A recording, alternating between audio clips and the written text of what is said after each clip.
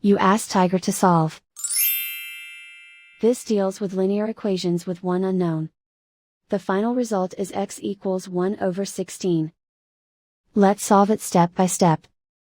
Group all constants on the right side of the equation. Subtract 1 over 2 from both sides. Group like terms. Combine the fractions. Combine the numerators. Reduce the zero numerator. Simplify the arithmetic. Find the lowest common denominator.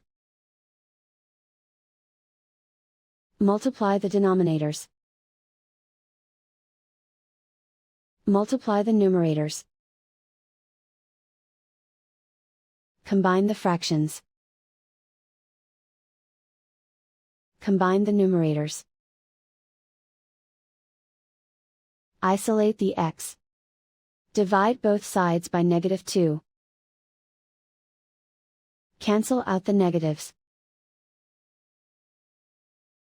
Simplify the fraction.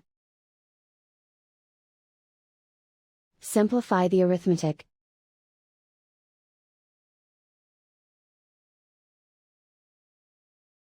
And so the final result is x equals 1 over 16.